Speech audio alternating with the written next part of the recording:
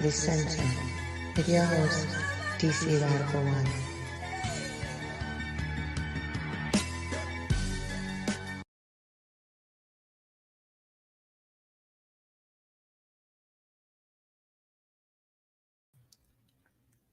Greetings, Black family, and welcome to On the Wake Up Radio. Also, greetings to any potential allies and also enemies. Welcome to On the Wake Up Radio. I am your host, DC Radical One, and you have entered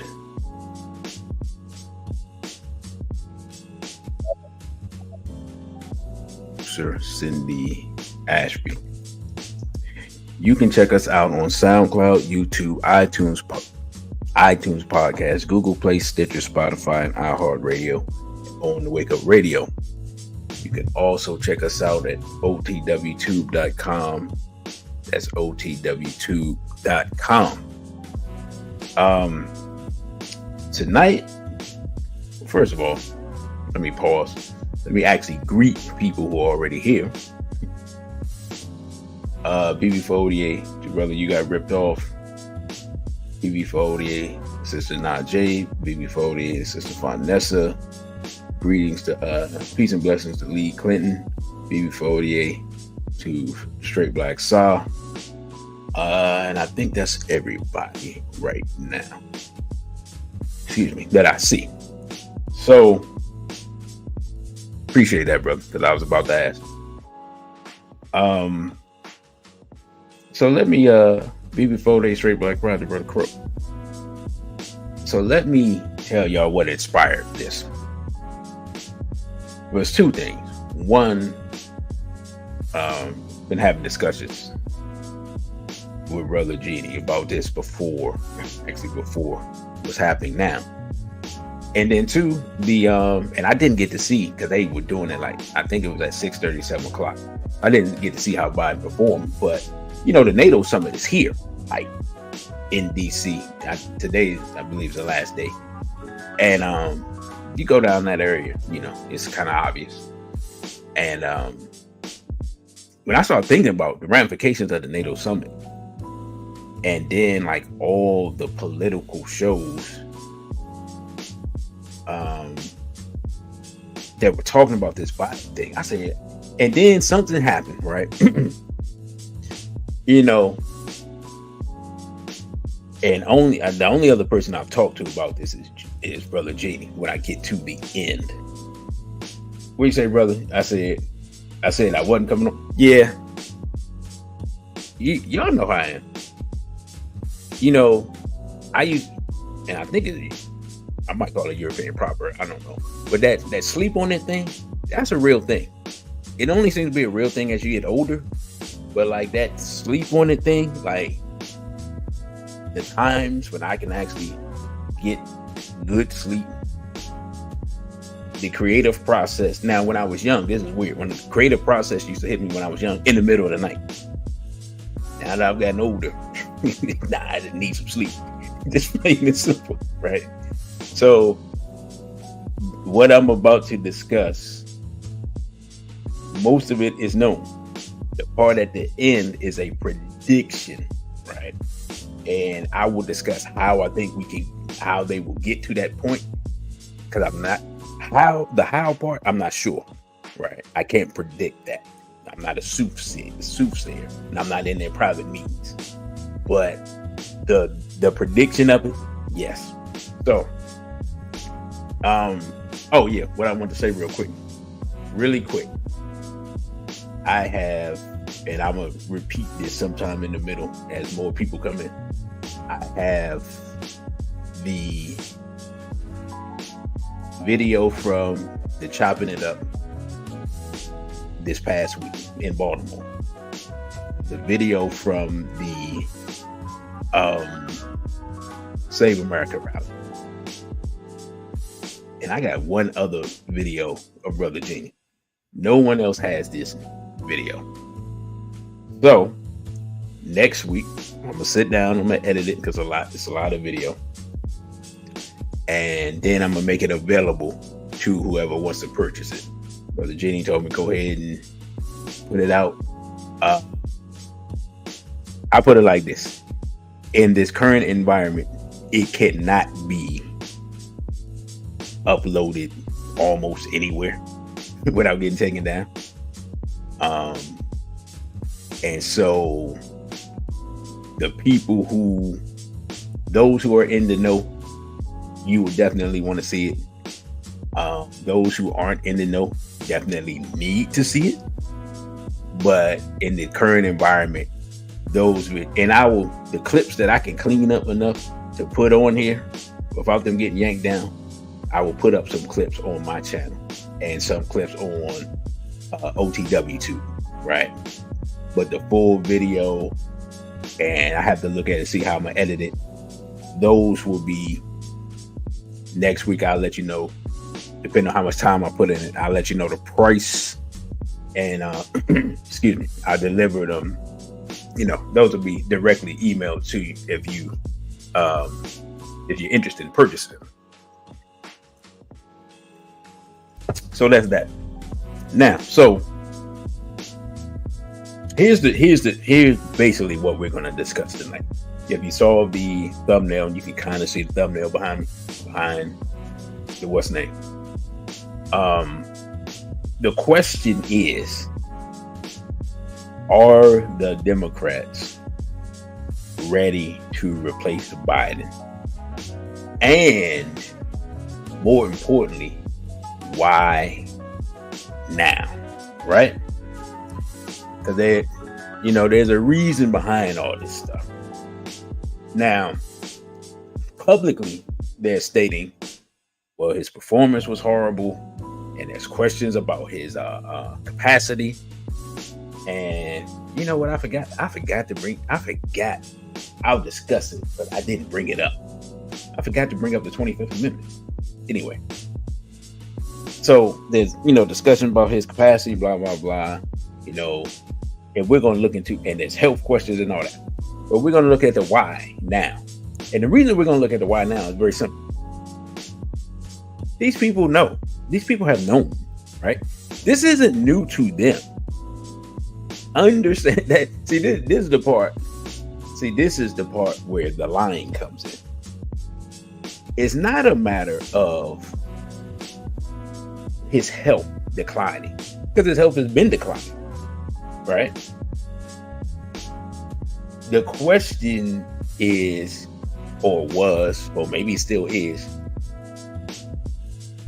do they still want him in office? Who wants him in office? Why do they want him in office? And what are they trying to accomplish? And who could they possibly replace him with, right? Because sometimes you just don't have a better option. In this case, I don't think that's the case. And I think that he was very much put up there in a position to not look competent in order to give an excuse to move him out the way, to speed up the process of bringing in the person that they ultimately want to bring in, not this cycle, but the next cycle. So I know somebody's like, what do you mean the next cycle? We'll get to that, right? So we're going to go through, y'all know how we work. We go through articles, we go through videos, and then we come to some conclusions and we do analysis while we're going through it, right? So we straight, we good. All right, let's get started. And y'all let me know, music levels and everything good? Y'all can hear me over the music and everything? Just give me a thumbs up while I bring up the article. Now, first article, we're gonna go with political. And y'all know, wow, I'm looking at wow. I'm looking at something right there on the side of the article that's more interesting than the article. It says Biden faces his lowest point since the debate. 2 weeks after the debate, Biden allies struggle to quell unrest. And Politico is basically, Politico and The Hill are the two publications that are basically like most plugged into what's going on, like inside Washington, right? At least as far as like stuff that isn't like classified and stuff. but just like political stuff. And that's why it's called Politico. And I'm trying to think. Well, yeah, nah. I get it. I'm trying to remember when they start appearing everywhere. Right there, because they have a printed edition, and it just started appearing everywhere. And depending on where you work, like they just delivered it to your office. And let's see. Wait a minute. All right. Alrighty, here we go. Thought I had it up, but I didn't. Now this is from. Wait a minute, is this from today? Oh yeah, this is from today. Wow. All right.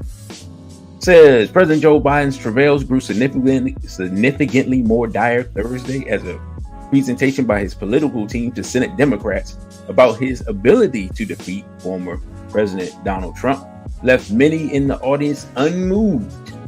And many party leaders were doing little to disguise their belief that he is too old and diminished to credibly serve as the Democratic nominee.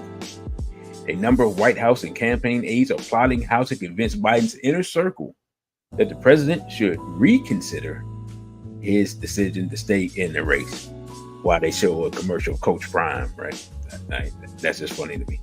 Shout out to Coach Prime.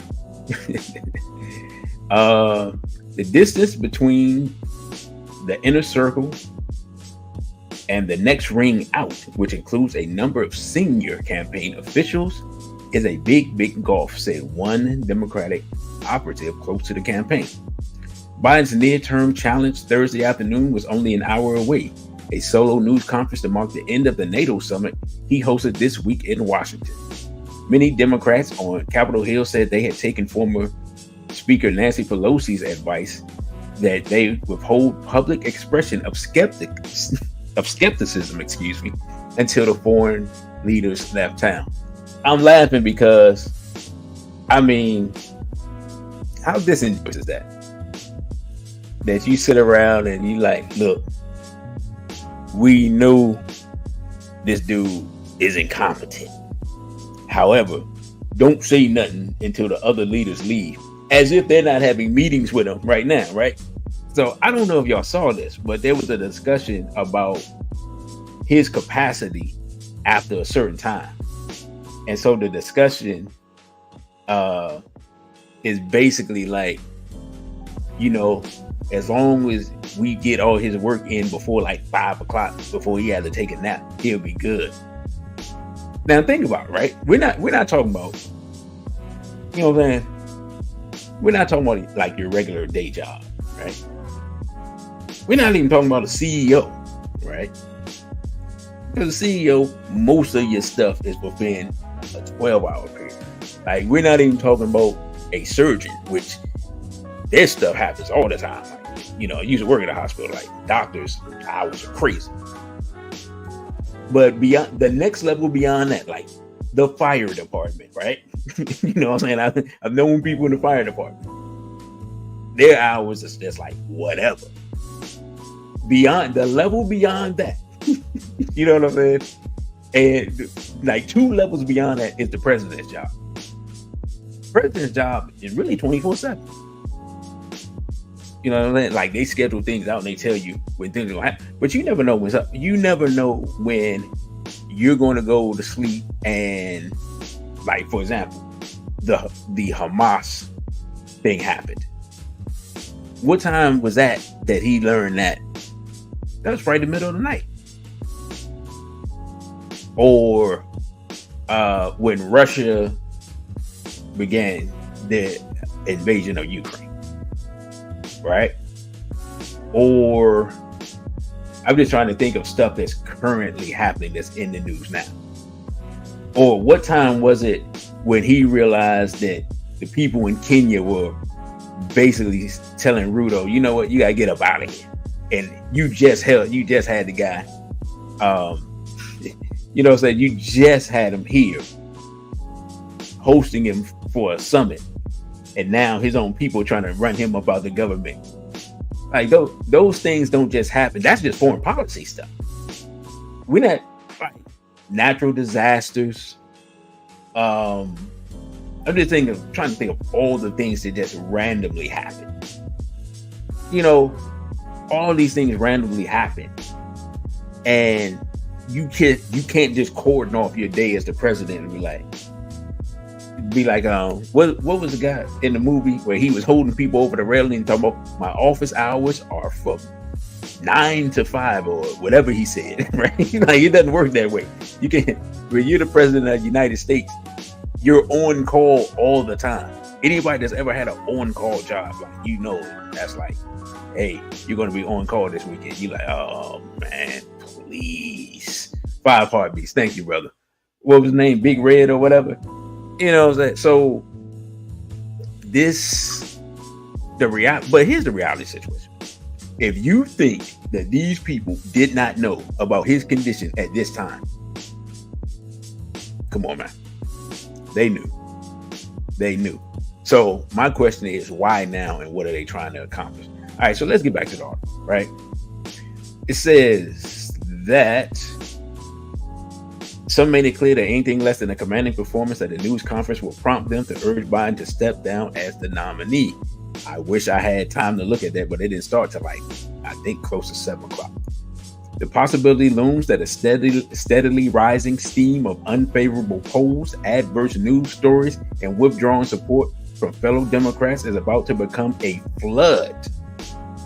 No president's political support has seemed so fragile since the closing days of Richard Nixon's presidency in the summer of 1974, when a 32-year-old Biden was just 2 years into his first term as the senator from Delaware. Let's stop right here. That was 50 years ago. Most people listening to this were either not born or at best a baby. You understand what I'm saying? This guy was already a senator. Think about that.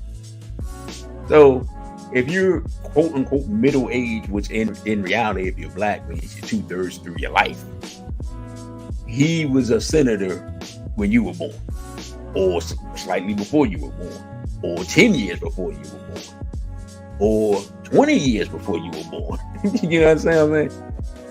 Just for us to understand how old he is. It says Biden's long-term Senate ties do not seem to be helping him in this crisis. Every day this week, the president's most senior aides have held their usual daily call at 9 a.m. The group includes Chief of Staff Jeff Zients, y'all know what kind of name that is, Counselor of the President Steve Ricchetti, not familiar with him, and Senior Advisor Anita Dunn. Deputy Chiefs of Staff Bruce Reed and Annie Tomasini, never heard of her either. Senior Advisor to the First Lady Anthony Bernal, Communications Director Ben LaBotte, and campaign aides Mike Donnellan and Jen O'Malley Dillon. And that's a lot of people for a daily call. And none of them have disclosed how or whether Biden should end his campaign, according to 2 people familiar with the conversations who were granted anonymity to discuss internal meetings. The calls and numerous meetings amongst top aides have remained largely focused on plans for the day and how to get through this difficult period with the general election.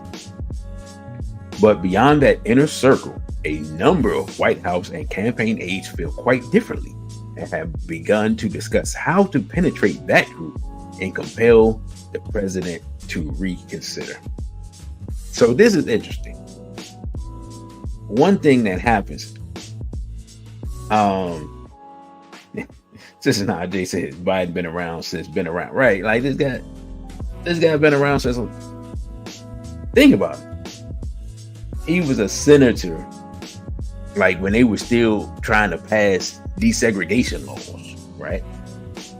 You know what I'm saying? Like people, if you weren't around like in the 80s, you don't really realize that just because they were passing desegregation laws in the 60s, that actual like desegregation, yeah, the laws were in place, but as far as like people being around each other and stuff like that, busing was controversial.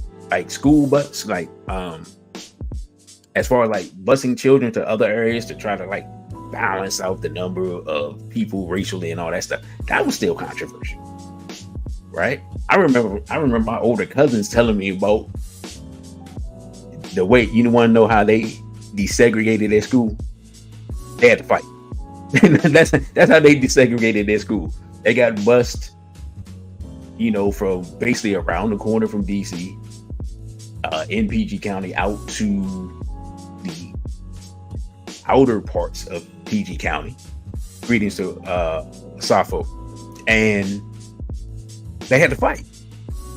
Like literally, like old school fist fight, right?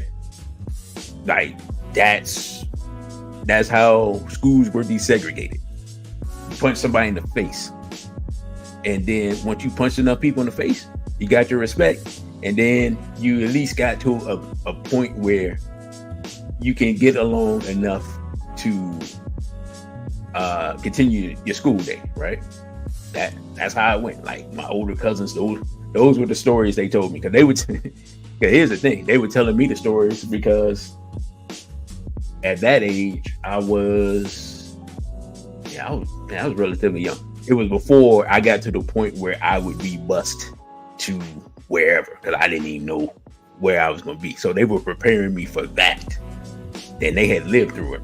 And to be completely honest, even though they probably were 10 years older than me, it wasn't. It was a little bit better, a little bit different, but it was still racial tensions, and it wasn't no real integration. Like real. That's why when I see like integration now, like the weirdest thing for me was realistically when I started seeing black women hanging out with non-black women. I was shocked, because when I grew up, that was not, black women did not like any non-black women at all. Not in this area. I can't speak for LA or New York or whatever. In DC and the surrounding area, no. That was not a thing. But anyway, I digress. Let me get back to the article. Now, let's see. Man, I'm so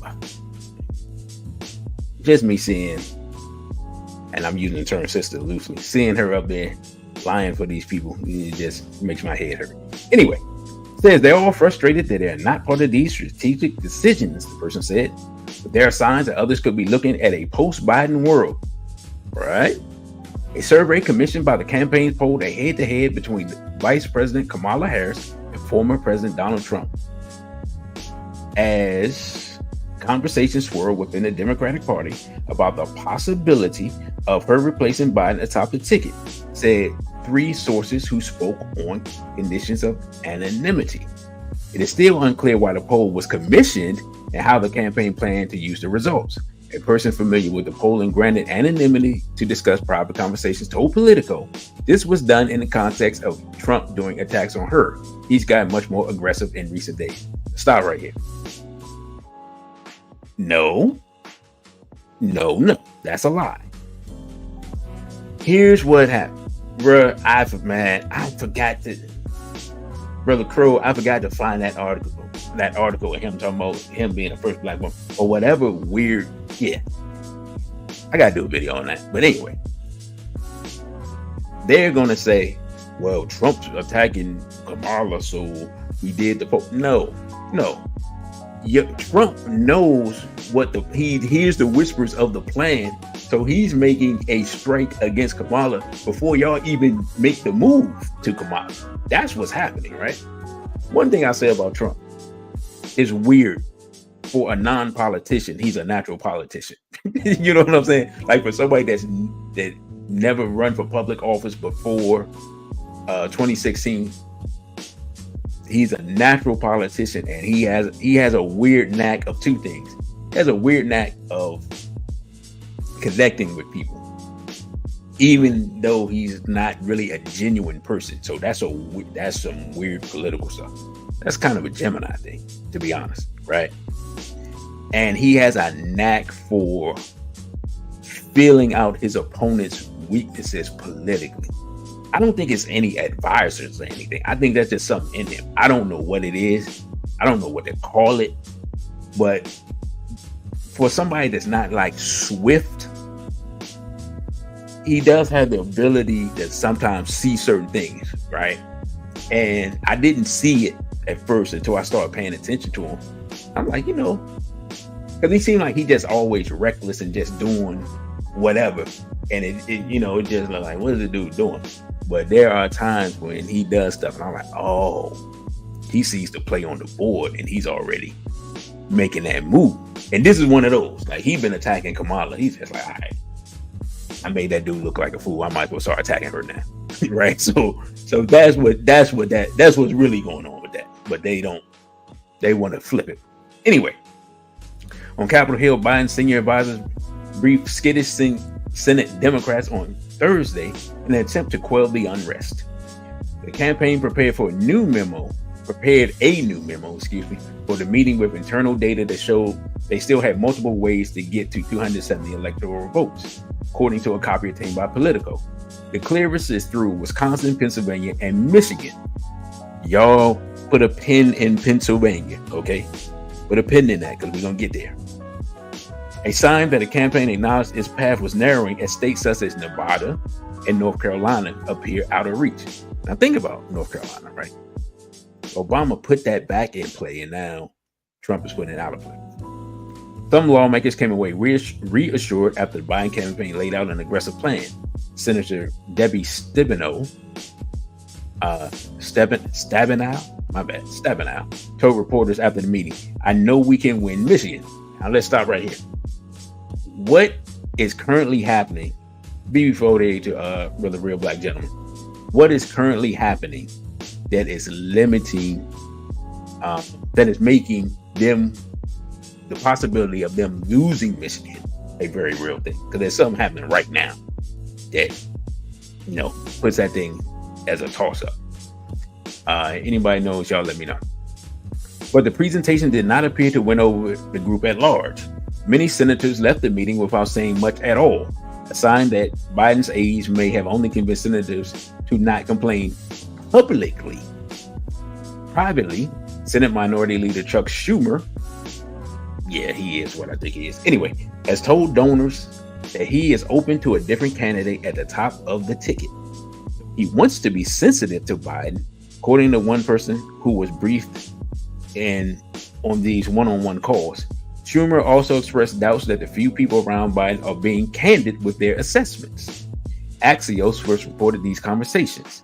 Schumer said in a statement, "As I have made clear repeatedly, publicly and privately, I support President Biden and remain committed to ensuring Donald Trump is defeated in November." Stop right there.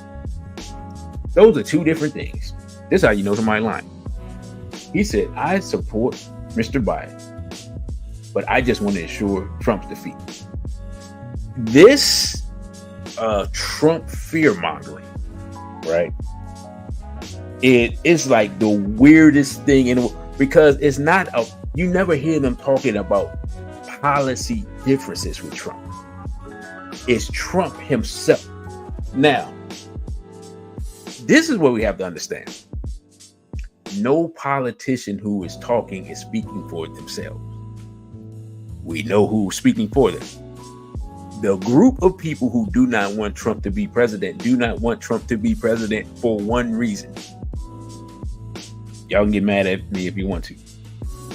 Donald Trump is the only person that I can find who would or has a chance to at least delay the planned war with Russia. That's all of this. This election comes down to two things: the war with Russia, the immigration invasion of America. That's it. Anything else anybody else is talking about is completely irrelevant. It's just a sidebar. Abortion is a sidebar. People talk about, I don't even know what else people even talk about.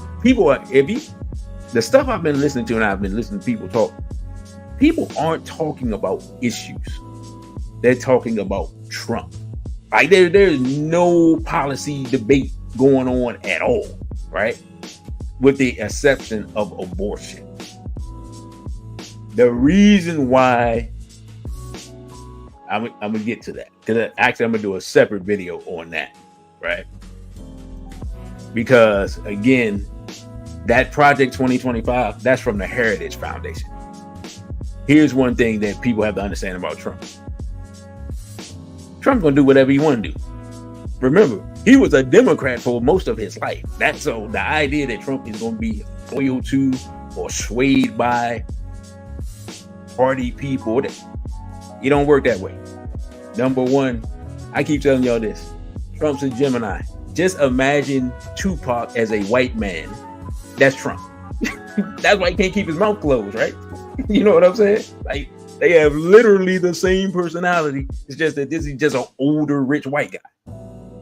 But people forget like how out of control a lot of times Tupac was, right? So that's the same person. Very much similar personalities. Since Najee says Trump wasn't even a factor a few years ago, now he's a hyper-focus. Exactly. But the reason he's a hyper-focus, and I'm just laying it out to you. Two main reasons. What I said about the Russia situation, right? That's one. Two, the thing that can move him is that the people, y'all know who I'm talking about. Not the political people on the right, but the people he represents. Y'all know who he represents, right? Y'all know what I'm saying. Them folk. His grassroots are the people who will pull out the guns if necessary. That is plain and simple. The MAGA crowd, as they say, that used to be the Tea Party, right? It used to be, you know what I'm saying, the good old fashioned, good old boy, down home American. That's their hope. It's Trump. And Trump respects and likes them enough that they can influence him as much or more than the people in Washington. And that's the problem, right? That's why the political class doesn't like him, because he didn't come up out of that. So he's beholden to it in the fact that you have to go through the political apparatus and you have to get money in order to run and to win and all that. But he's not beholden to them policy wise, because he gonna do what he want to do. Like, Trump literally gonna wake up, he gonna listen to what these people saying, then he gonna look at his phone and see what his people talking about on X or whatever, and then he gonna go do what they talking about, or he gonna look it up for himself and be like, whoa, I never knew that. Yo, that's crazy. That's not what my people tell me. And then he gonna blurt it out to the people and be like, yeah, my people telling me this, but man, I saw this article said this, and this. Man, y'all should check it out, right? That's how remember the whole hydroxychloroquine thing? And they was trying to say that he didn't know what he was talking about. He was crazy, this and this and that. The people around him didn't tell him that. That's stuff he found on the internet. You know what I'm saying? And then he just blurted it out. And then people started researching and they're like, yo, he might be on to something. And it's not something he knew or something his advisors were telling him, or people, his inner circle. That's not how he works. And that's why they're scared of him, because literally he could just wake up one day and just come up with whatever, right? So that's when they say he's a maverick, that's what they mean. That's not how American politics is supposed to work anymore. It's like the old, I'm trying to think who's the last person like that. As far as I can recall, the last person like that, even though their personalities are totally different, was with Jack Kennedy. That whole Cuban missile crisis thing, like literally everyone is basically telling them start World War III. They're like, nah, I'm not gonna do that. They gonna move the missiles, but I'm not gonna start World War III. Well, we see how the Kennedy thing ended up, but that's another story for another day. Now, get back to this article. Says many lawmakers are in a wait-and-see mode until Thursday evening, which has just passed, and I didn't, I guess I'll look at that later and see what happened. When Biden is scheduled to hold a solo press conference at the conclusion of the NATO summit, a high-stakes moment that his allies have acknowledged needs to go well in order to calm party anxiety. House Democrats were already making plans to break. Wait, hold up. House Democrats were already making plans to break with Biden after the press conference if he performed poorly. So they abandoned ship already. Just an hour before the scheduled start time, Biden delivered the sort of gaffe he was looking to avoid, introducing Ukrainian President Volodymyr Zelensky as President Putin. My bad. I'm not supposed to be laughing, but y'all know that's funny. Of all things to say, like that's one of those things where your age are like, remember, it's Zelensky. It's Zelensky now. I know the Vladimir and the Vladimir are similar, but they're not the same. It's Zelensky. It's not Putin, right? And that's probably the last thing somebody said to him is, it's not Putin. And then as soon as he walked out there, he's like, Putin. And said he quickly corrected himself. Inside Biden's campaign headquarters in Wilmington, the failure of this week's multi-front effort by Biden to convince the party to turn the page on discussions of his viability as the party's nominee and the ongoing drip of doubts from Democrats has affected staffers, many of whom have also come to question the president's path to victory. You name a campaign senior staffer, they are all in the same place, which is that this is untenable, said a Democratic strategist familiar with the internal discussions.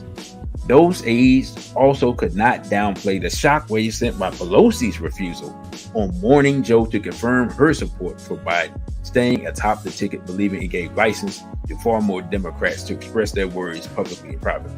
Now, I need to ask y'all a question. Is Nancy Pelosi, is she still in the Senate? Because she like 100 years old too.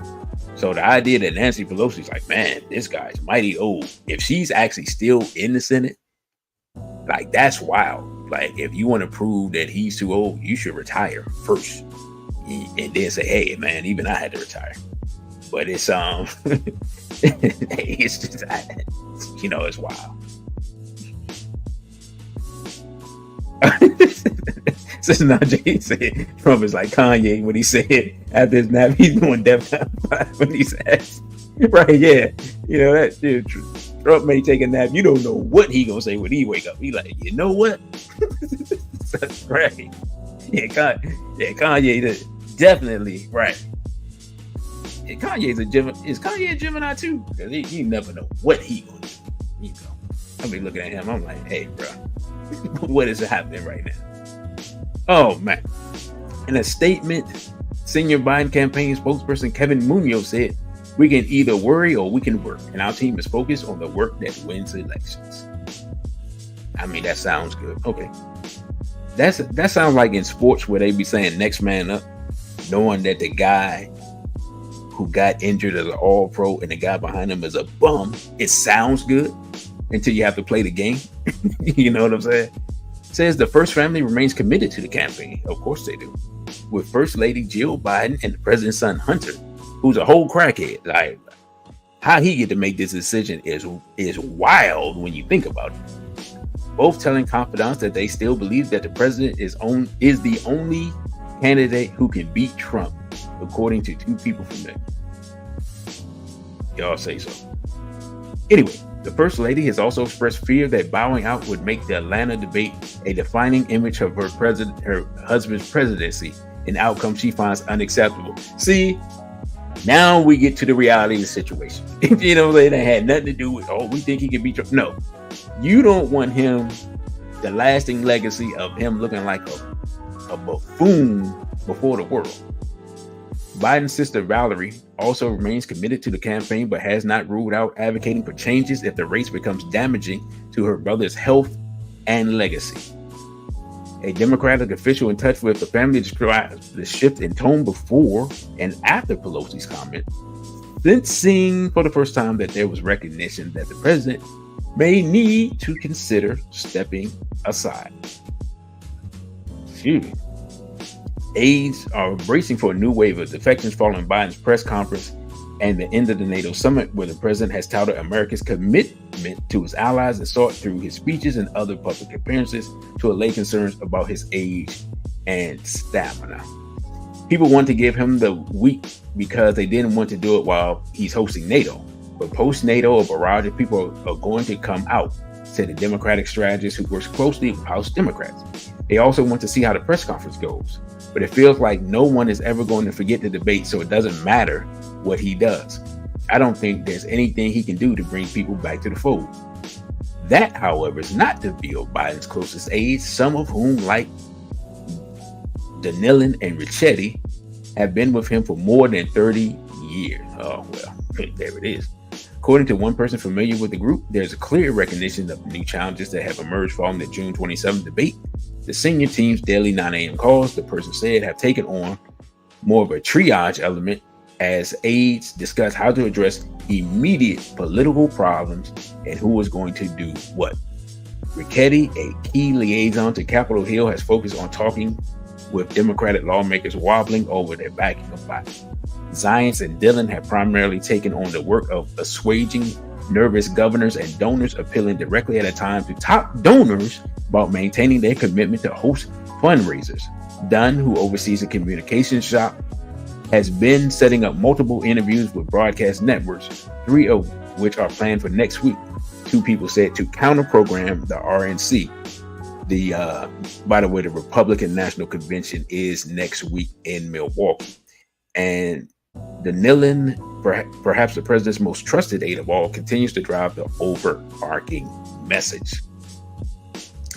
In addition, the same group of top aides have started holding a second evening call at 9 p.m. when Biden has already taken a nap for the day to check in about the day and plan, the second person said. We know the challenges after the debate, but this isn't going to be Pollyannish, the person said. The conversations are all based on data. After everything, private and public polls still show this as a margin of error race. So they covered, Brother Crow says, Kanye's a Gemini. I figured, man. He be giving Geminis a bad name. But one thing about Geminis, we gonna tell the truth. Like, if you don't want to hear the truth, a mad Gemini is gonna tell everything. A mad Gemini and a drunk Gemini, they gonna tell everything, right? So that's what it is. You know what I'm saying? If you ever seen Tupac, I put it like this. If you want to know, if you don't know about Dr. Dre and his how comforted he is to be around certain men, just look up the old Tupac interview. He'll tell you about it. Let's see. KW Don says Nancy Pelosi is still in the House of Representatives. Okay. So, okay. What? Okay. She's still in the House. She's still at her job. And Real Black Gentleman says better worry about his legs and not his legacy. Hey, that man might fall over at any moment, and he's like Humpty Dumpty out here. You know. So that is that article.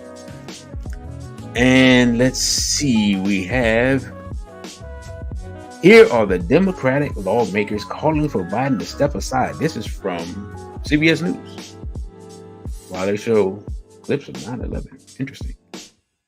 It says a slow leak of Democratic lawmakers have begun to call for President Biden to withdraw from the race in the wake of his debate performance last month. Capitol Hill will be the focus of attention this week as Democratic lawmakers face competing arguments about whether Mr. Biden should be the party's nominee. All right, so we're going to learn some names because I don't know any of these people, right? House members calling for his exit. I'm just going to read the names first. Lloyd Doggett of Texas, Raul Grijalva of Arizona. Okay, that's got to be a Hispanic dude. Seth Moulton of Massachusetts, Mike Quigley of Illinois, Angie Craig of Minnesota, Adam Smith of Washington, Mikey Sherrill. I just saw her. I had never heard of her. I'm like, who is Mikey Sherrill? Of New Jersey, Pat Ryan of New York, Earl Blumenauer of Oregon, Hillary Shopton of Michigan, Brad Snyder. Man, this list long as I don't know what. Brad Snyder of Illinois, Ed Case of Hawaii, Greg Stanton of Arizona. So that's 13 senators publicly who just like, we got to do something. This is crazy. I didn't even know. Let's see, how many people? How many other people you got? So 13 congressmen and look like we got about half a dozen senators. All right, cool. So what I'm going to do, we're going to watch this video first, and then we're going to come back and go through this article and read through this article. I just wanted to see how many people, but it looks like it's close to 20 people who are publicly willing to state that it's time for the president to step down, which is,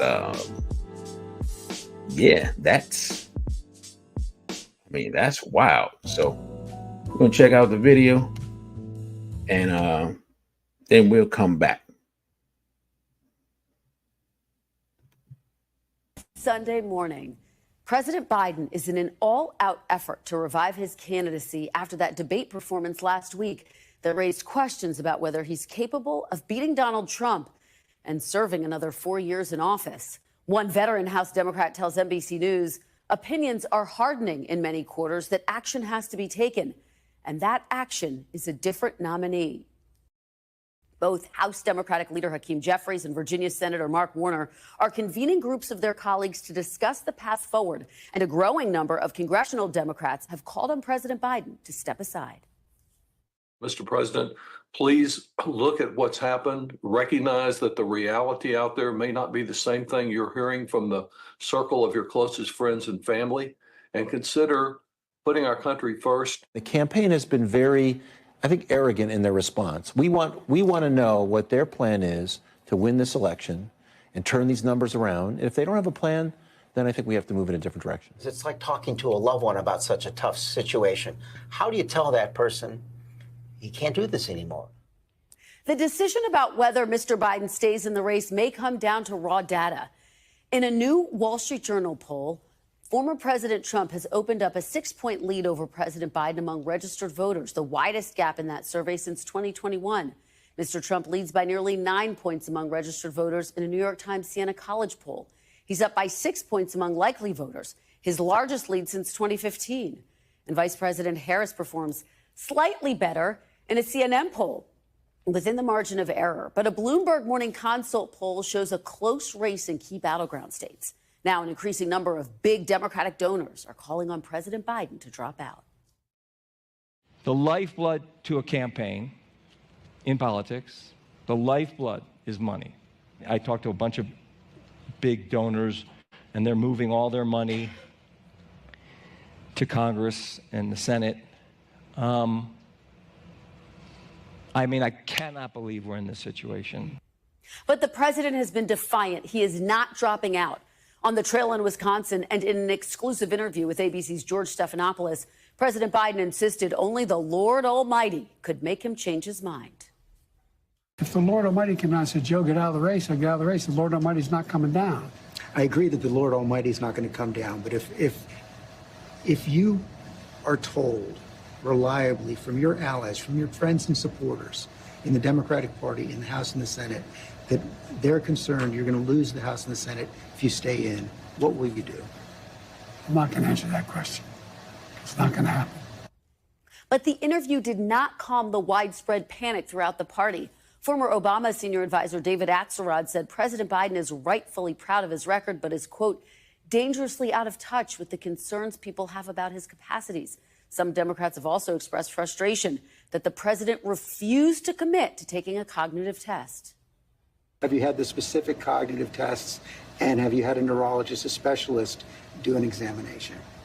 No one said I had to. No one said, they said I'm good. Would you be willing to undergo an independent medical evaluation that included neurological and cognitive tests and release the results to the American people? Look, I have a cognitive test every single day. Every day I have that test. Everything I do. The answer right now is no, you don't want to do that right No, now. I've already done it. On Monday, the Supreme Court gave former President Donald Trump a monumental legal victory, granting him sweeping immunity from prosecution over official actions in an extraordinary expansion of executive power. Aiming to capitalize on that, the Biden campaign is now arguing the decision is added proof that Mr. Trump will be more dangerous in a second term. If you stay in and Trump is elected and everything you're warning about comes to pass, how will you feel in January? I feel as long as I gave it my all and I did the good job as I know I can do. That's what this is about.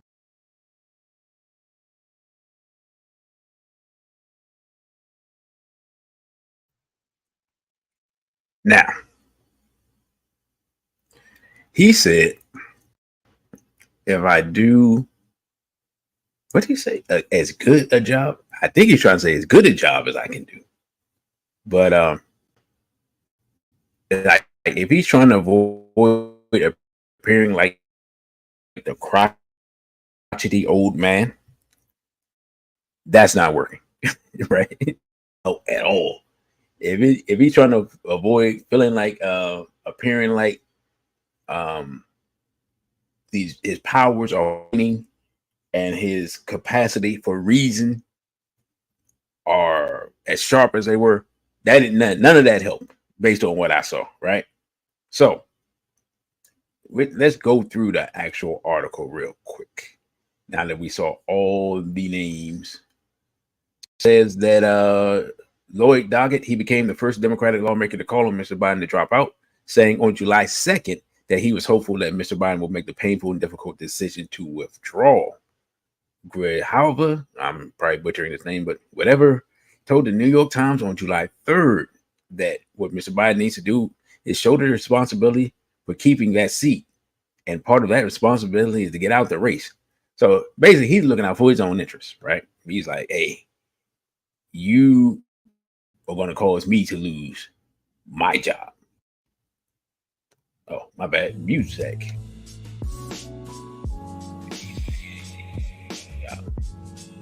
BB48 to on the Wake Up Radio. And for the real black gentleman, you are correct. Now, says Mike quickly said, Mr. President, your legacy is set. We owe you a great debt of gratitude. The only thing you can do now to cement all of that and prevent utter catastrophe is to step down and let someone else do the utter catastrophe. Man, wow. Adam Smith said, oh my bad. Andrew Craig represents a key swing district, said in a statement on July 6th, this is not a decision I've come to lightly, but there's simply too much at stake at risk of Donald Trump's presidency. That's why I respectfully call on President Biden to step aside, Democratic nominee, second term as president, and allow a new generation of leaders to step forward. Put a pin in that new generation of leaders, because I'm going to show you exactly who they're talking about, right?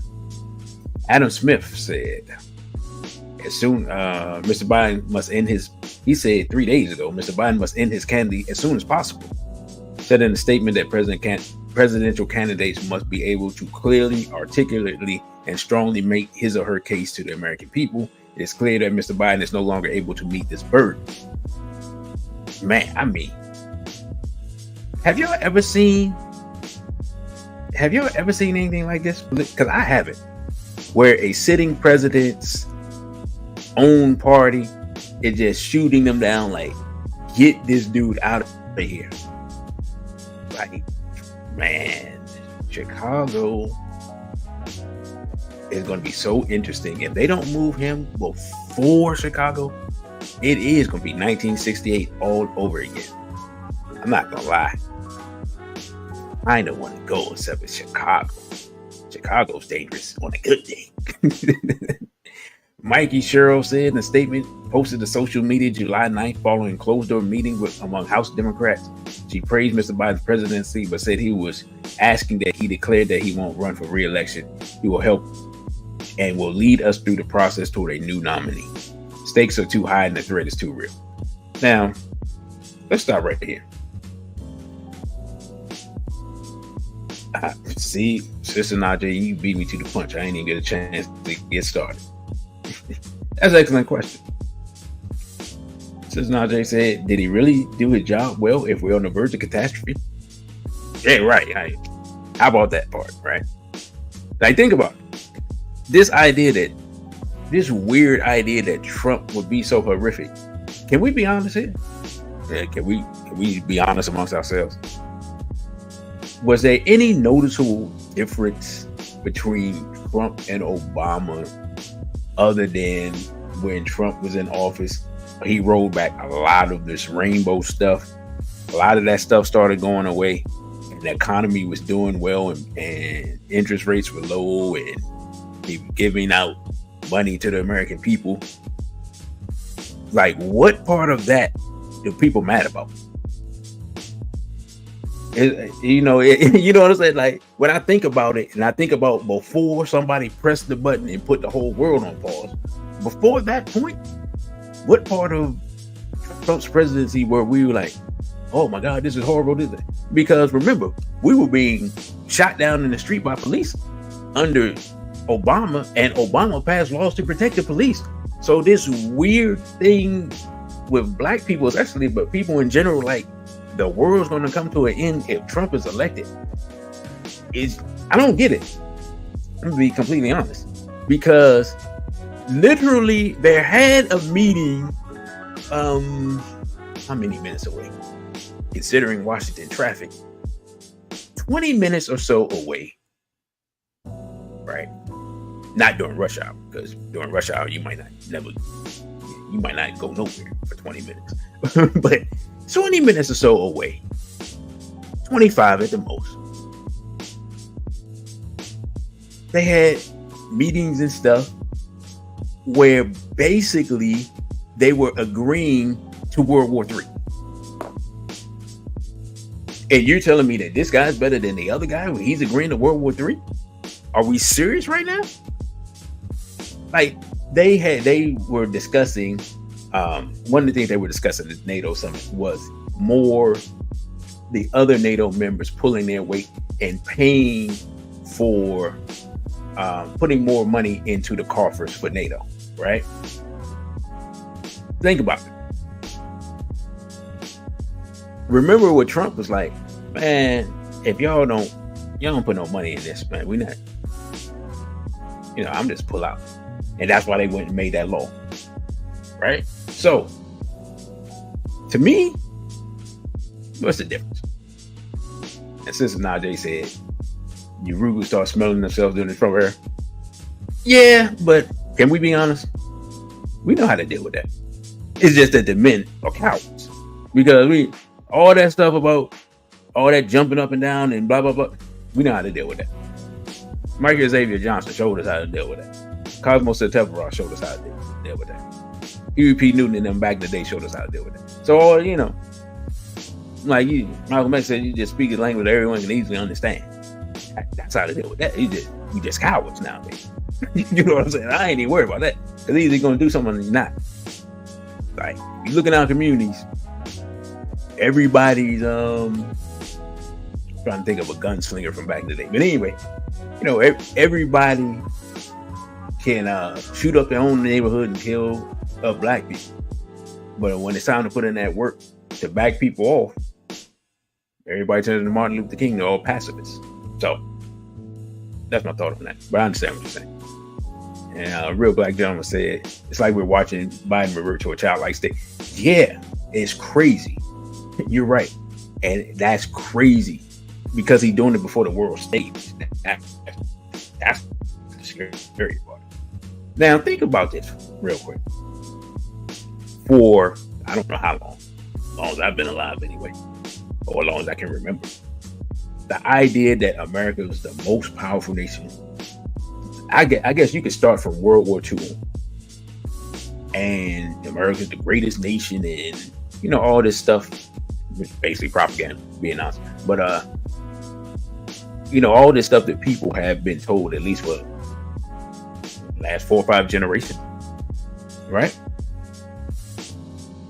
How could you, in a nation of 360 million people, get to this point where allegedly both candidates are so unpopular, and the first person that you think you're going to replace a declining person with is a person who's even more unpopular than she's more unpopular than he is? That's your solution. But this is supposed to be the greatest nation on earth. You got 360 million people.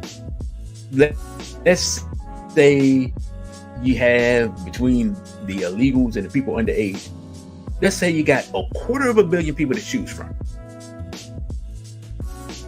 That's all you can do. That's all you got. You know what I'm saying? Like the rest of the world, I know they're thinking too. They look and they see this stuff is going on. They like, you sure they got 250? You sure they got 350 million people over there? Because if they do, it doesn't explain why that's all they got. But anyway, I digress. So let's see, what is the next article? Because I'm pretty much through with that. Because I was just shocked by the sheer number of people. Now, why we've gotten to this point? Let's see. White House, back to Politico, explains neurologist's numerous visits. Now, y'all like, I know some of y'all like, wait a minute, bro. You have gone too far. What are you talking about? The letter from President Joe Biden's doctor came hours after a tense exchange in the White House briefing room. This has Karine Jean-Pierre's name, assistant to the president and White House secretary, from Kevin O'Connor, physician to the president. All right, let's see what they're talking about. Says President Joe Biden's doctor released a letter late Monday clarifying the reason for a Parkinson's disease specialist's numerous visits to the White House. Okay. Says just hours after reporters seeking an explanation clash with the president's press secretary in the briefing room. I did not have that clip, but she was just totally flustered, right? It's one of those situations where you're left, you don't see it often, but like when you're left out to dry and you don't have the answers, and suddenly the press want to actually know what's going on, and you're like, oh, y'all not supposed to act like this. Kevin O'Connor, the president's doctor, said Kevin Kennard, who visited the White House several times over the last year, has been a neurology consultant to the White House medical office since 2012. Kennard, a Parkinson's expert, holds neurology struggling here clinics at the White House for active duty military officers, the letter said. He was also the neurological specialist who examined Biden for his 3 annual physicals since taking office. Okay, cool. He's the president's neurologist, basically. But he's been there between 8 and 12 times in the last year. That's not normal. But let us read. The president has not seen a neurologist outside of his physical, O'Connor says. He reiterated that Biden's February physical found no findings consistent with any cerebral or other central neurological disorders such as stroke, multiple sclerosis, Parkinson's, or ascending lateral sclerosis, nor are there any signs of cervical myopathy.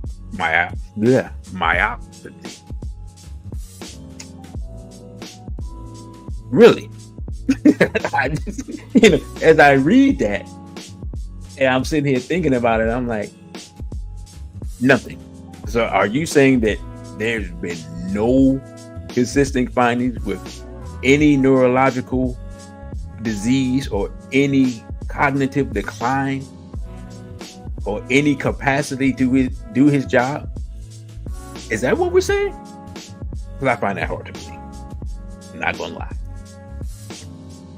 Anyway, seeing patients at the White House is something that Dr. Kennard has been doing for a dozen years. We're not debating that part.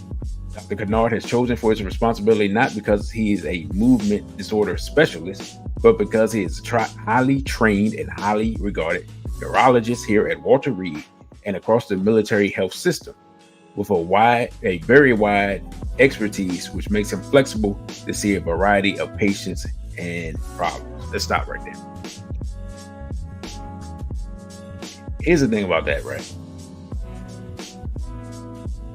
His capacity to cover a wide range of things and his obvious position within the military to cover a lot of things makes him the perfect person to help engage in a cover-up.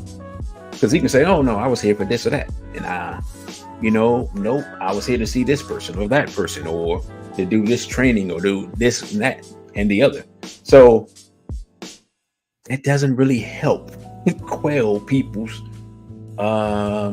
concerns in the matter, in my humble opinion. But let us move forward. Says Monday's tense back and forth drew headlines about Jean-Pierre's unwillingness to answer the numerous questions about the doctor's visits. The president is still trying to clean up last month's rough debate and convince members of his own party that he's up to the task of running for re-election. Jean-Pierre on Monday repeatedly said she would not confirm the name of the specialist to protect the privacy of the people treated in the White House medical unit. In his letter, O'Connor said he received permission from both the president and Kennard, since they typically do not disclose names of specialists they work with in order to protect the privacy of thousands of patients of the White House medical unit. That is that article. Now, here's what's deep. This next article says the controversy over Biden and Parkinson's disease explained. This is also from today. Man, this is a rough picture right here. And this is from Karen Landman, MD. Says the murmurs about President Joe Biden's health, in particular commentary about whether he is exhibiting signs of Parkinson's disease, have reached a fever pitch. On Monday, the New York Times reported that a Parkinson's specialist visited the White House 8 times between July 2023 and March 2024. So that's, in essence, every month. That was followed by a contentious White House press briefing, which Press Secretary Karine Jean-Pierre was bombarded by questions about the president and Parkinson's. Has the president been treated for Parkinson's? No. Is he being treated for Parkinson's? No, he's not. Is he taking medication for Parkinson's? No, Jean-Pierre parried. Later that evening, the White House released a letter from Kevin O'Connell, the president's physician, which noted that the president has not seen a neurologist outside of his annual physical. The letter also implied that the Parkinson's specialist mentioned in the New York Times story, Kevin Kennard, only had been to the White House over the years to see other staffers and military members in his capacity as the neurologist of the White House medical unit. O'Connor referred back to the results of a medical exam released in February that reported no findings which would be consistent with Parkinson's, among other conditions. But the letter has not stamped down speculation. On Wednesday morning, NBC aired an interview with a neurologist who declared he has Parkinsonism. That is a fact. He has degeneration of the brain. Oh, well, alrighty then. Okay, don't have to ask that guy what he thinks.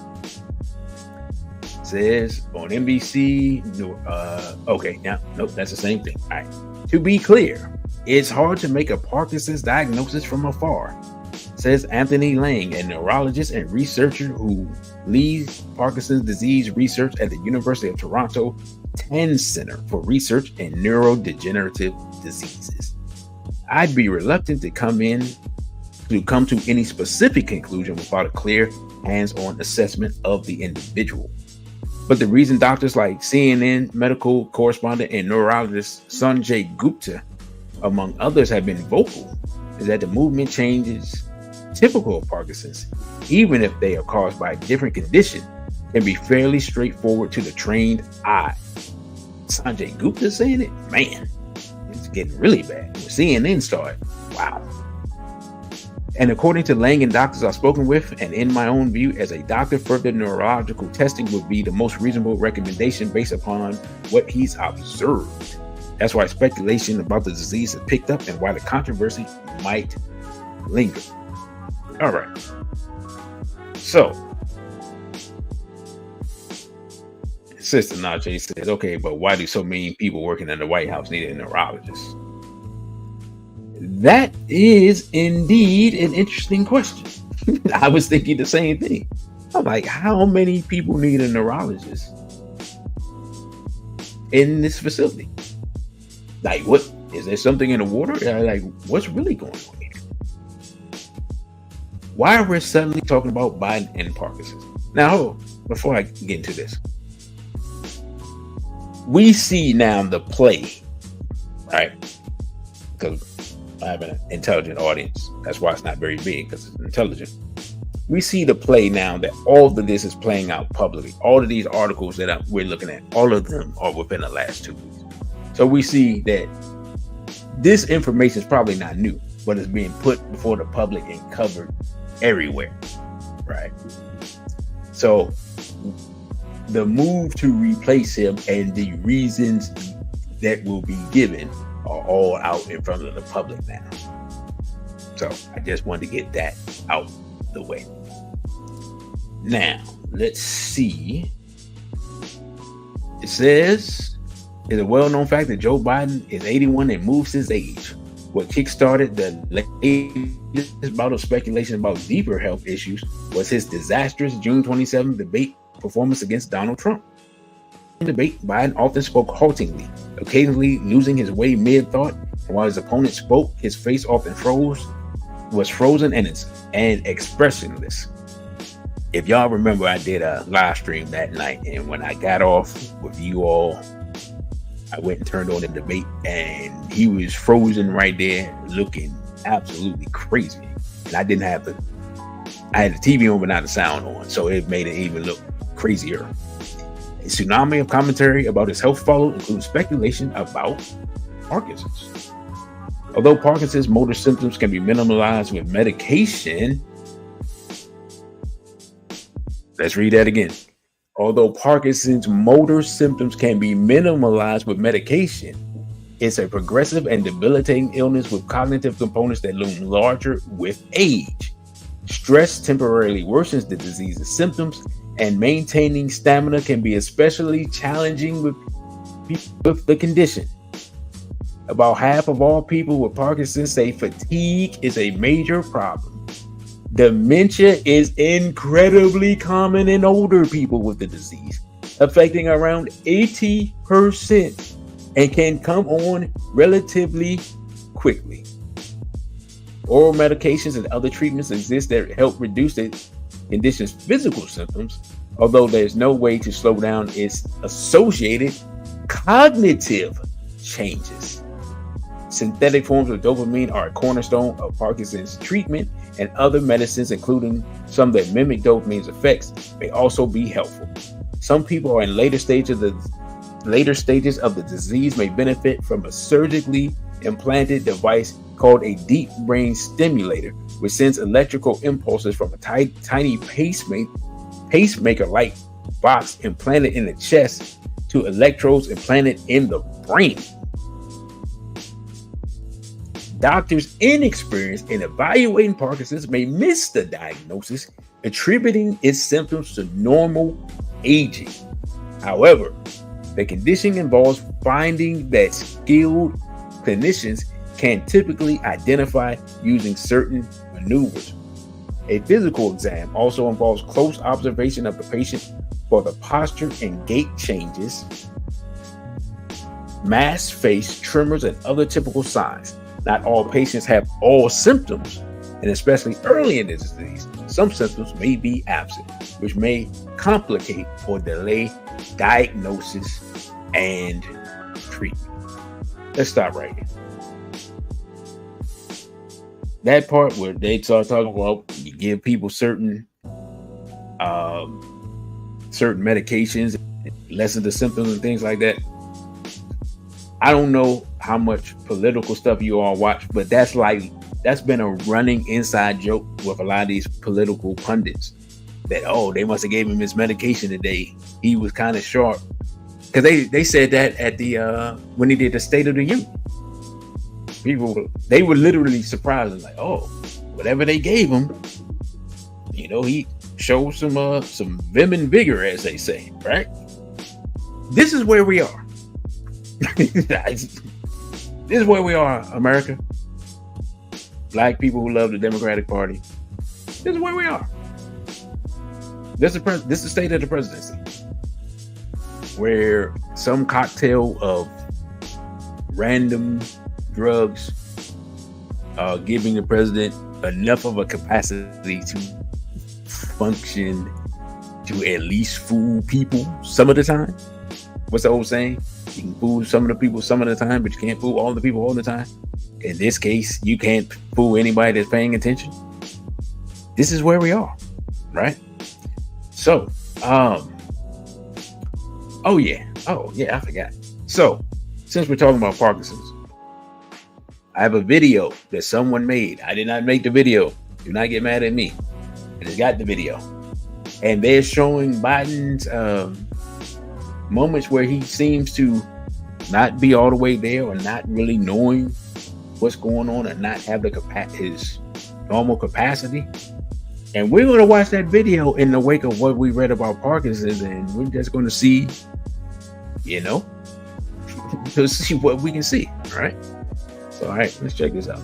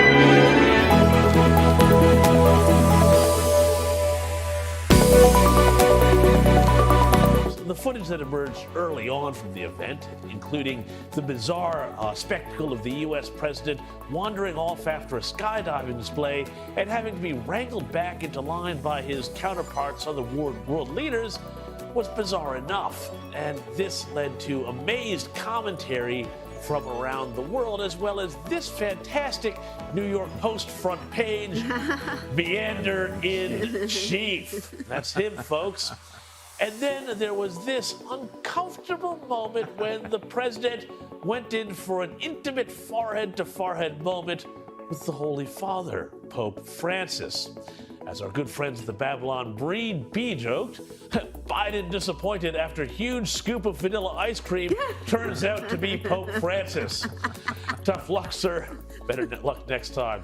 But this is, though, all joking aside, serious stuff, or as the president would say, not a joke.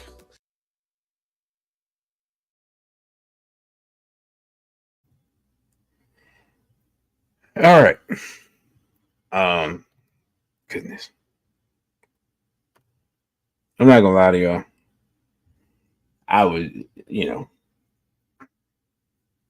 I'm not gonna lie, I was laughing while that was on. On the Wake Up Radio said he's glitching bad. Probably hasn't had any adrenochrome. Definitely. Brother, you got ripped off. Said it's not funny. It makes the populace look very unintelligent. If you didn't put the language up in there, I would post that, of course.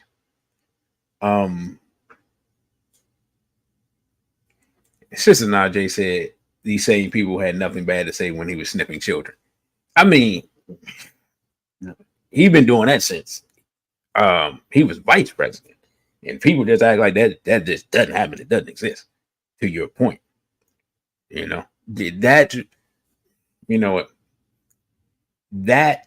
what you just said, and whatever he was doing with the Pope, which, man, that's his own thing. that's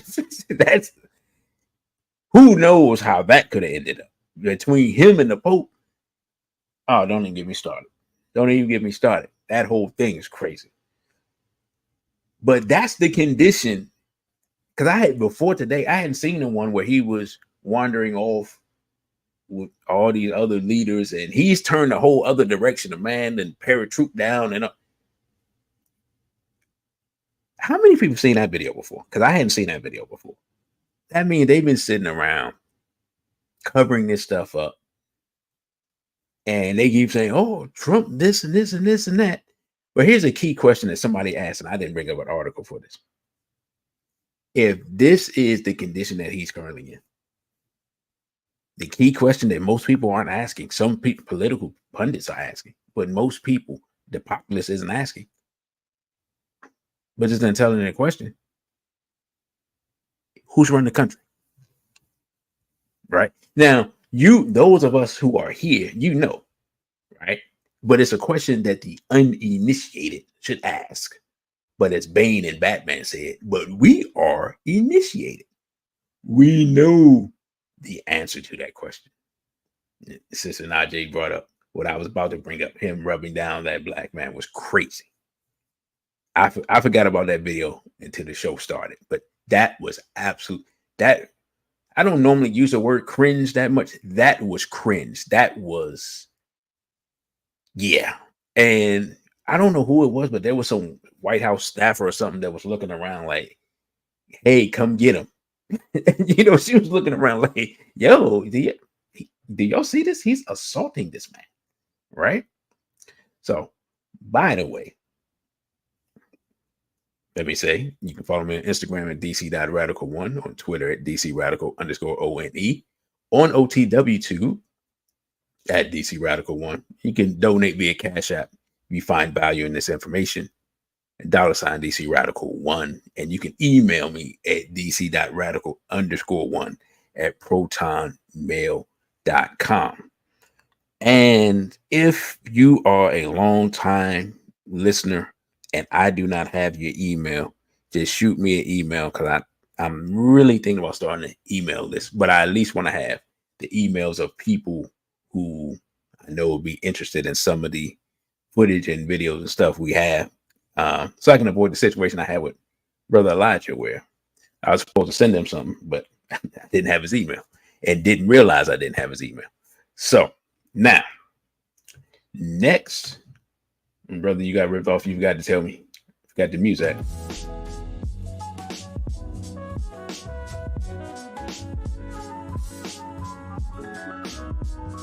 That the president's in.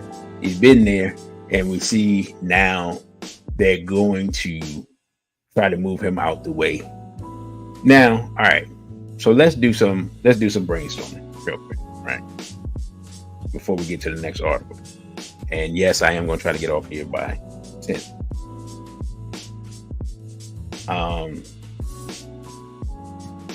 See.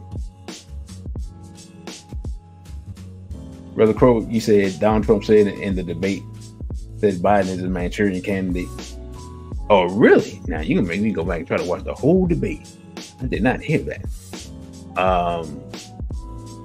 What was I getting ready to say? Okay, yeah, let's do some brainstorming. Should I do that now? Should I wait? Nah, let's do the next article.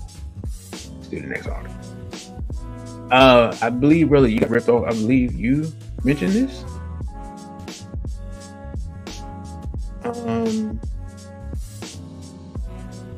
Barack Obama knew George Clooney was going to shiv Joe Biden. He didn't try to stop it. Now let's check this out. After Biden's disastrous debate performance, that left millions of Democrats reaching for the cyanide and or Googling how to attain citizenship on the moon. I don't know who wrote this, but this is kind of hilarious. Barack Obama took to X to defend his former vice president, writing, Bad debate nights happen. Trust me, I know. But this election is still a choice between someone who has fought for ordinary folk. That's cap. Come on, Barack. I know you used to lying, but come on. Anyway, my bad. Let me read. His entire life is someone who only cares about himself. Trump cares about himself very much, like most politicians. But he doesn't only care about himself. Anyway, let's see. Between someone who tells the truth, who knows right from wrong, and who will give it to the American people straight. Oh, hold up. Let's stop right here. Trump would tell the truth. You just got to make him mad. That's how it works. And Joe Biden telling people the truth. If Joe Biden was telling people the truth, he's not even capable of understanding the truth of his own limited capacity right now. So that's a ridiculous lie. As for Trump's other lies, we knew. Here's the thing about Trump. Usually his lies are so ridiculous that we know they're lies, so it's not like he's fooling anybody. You know what I'm saying? He just makes ridiculous, grandiose statements that I just find entertaining, more so than anything else, because I'll be like, that's an incredible lie. You know what I'm saying? So yeah, I mean, whatever. Anyway, in private though, the 44th president was reportedly just as worried about the election as anyone, telling ally. So he's lying. Wait a minute, hold up. So the former president's lying, because if he's saying that publicly, but in private he's saying something else, then he's lying. But he's talking about Trump's lying. Your politicians, everybody's lying. In reality, let me get back to the article. I'm having too much fun with this. Said he believed that President Biden's already tough path to re-election grew more challenging after his shaky debate performance on Thursday. A harsher assessment of the presidential race than his public comments. Has Obama called for Biden to drop out? No, but clearly his feelings on the matter are complicated, as evidenced by not only the above, but also the fact that he reportedly knew George Clooney was going to blow up Biden's universe on Wednesday by telling the world that the president is too old to win in November and didn't do anything to stop it. Politico reports that before the Hollywood actor and major Democratic donor, let me stop right here. Hold up. It's something I didn't address. That's almost finished the whole show. Do y'all remember what Ari Emanuel said? He basically said it comes down to the election and politics, and campaigning comes down to money, right? Yeah, y'all heard that, right? And tell me I'm not tripping, right? Because I watched that video a couple of times. If y'all heard that, y'all let me know who else heard that. Now think about that. If politics in America comes down to money, and then we just have literally legalized bribery, If we have legalized bribery, then we need to look at and see who are the people that have the most money. Now, weirdly enough, we know that per capita, there's an ethnic group that makes up approximately 2.5% of the population in the United States of America, and they have the most money. And Ari Emanuel happens to represent that ethnicity, right? But remember back in the day, let's go back. Who remembers back in like maybe 2008, 2010? I can't remember when they made the ruling, the Supreme Court again made the ruling that money is that money is speech in a political context. Do you all remember who was funding that? It was the quote unquote Koch brothers. How was Koch spelled? Koch.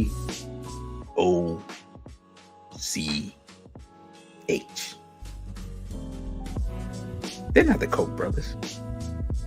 They're the Koch brothers. The Koch brothers are responsible, in essence, for the money is speech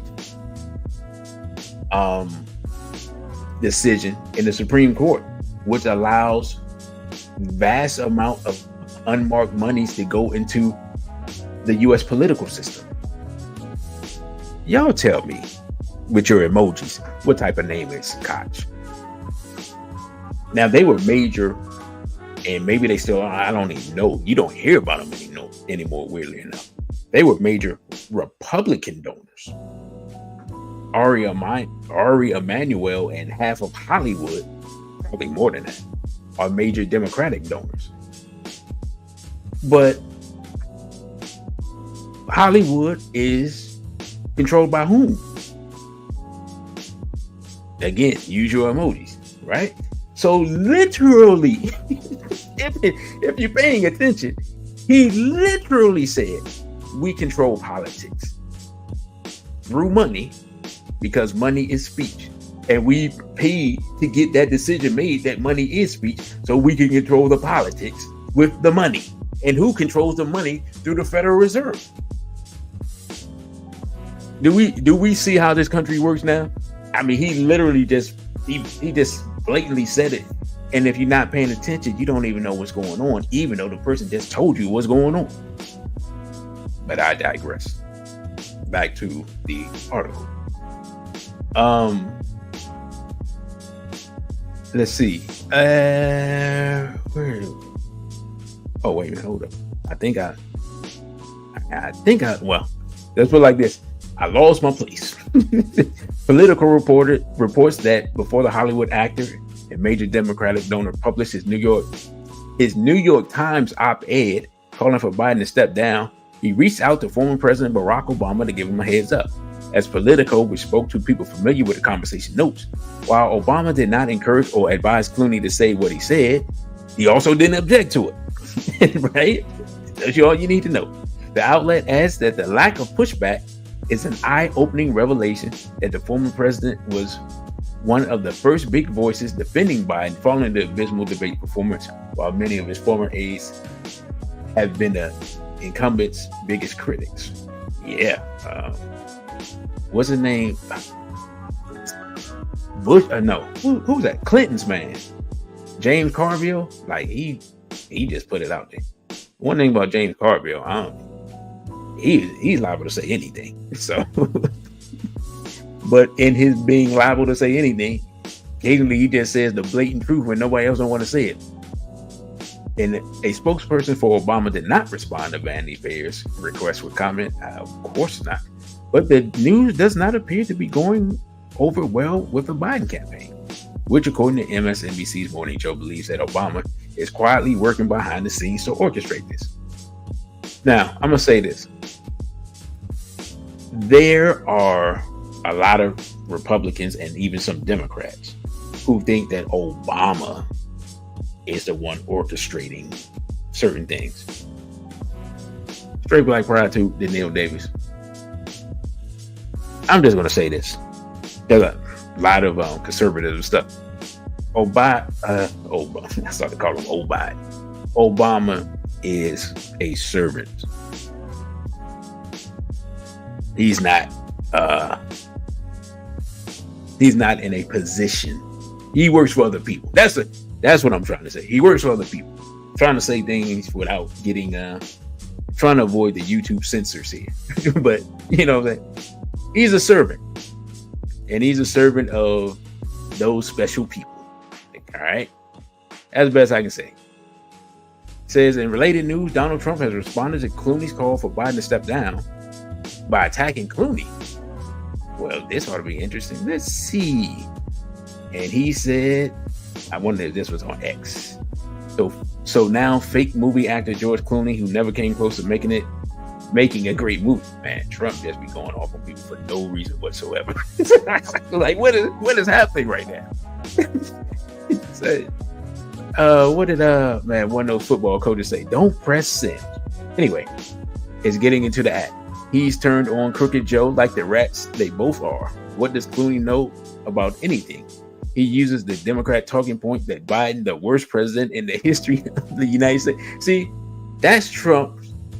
We know Trump's gonna say something hyperbolic, right? You know it's coming, so you just laugh about it. But in this hyperbolic statement, I guarantee you, I haven't read this. I guarantee you, there's some truth that's gonna be said. Now let's see.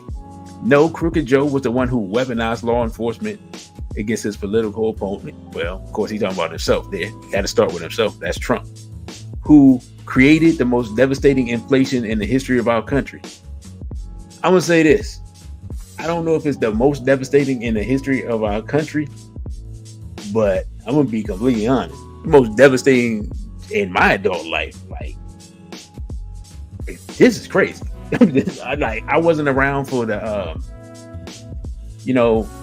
the gas lines that they had in the 70s, where people was lined up for gas. So I wasn't around for that. But yeah, everything after that, right, you got Rick Ross said those Batman films, them Batman films were awful. Like, they almost killed the Batman franchise with that. Them things. So, yeah, but I mean, he made some other stuff, but yeah, those movies stunk. He say, who embarrassed our nation in Afghanistan. Kind of forgot about that.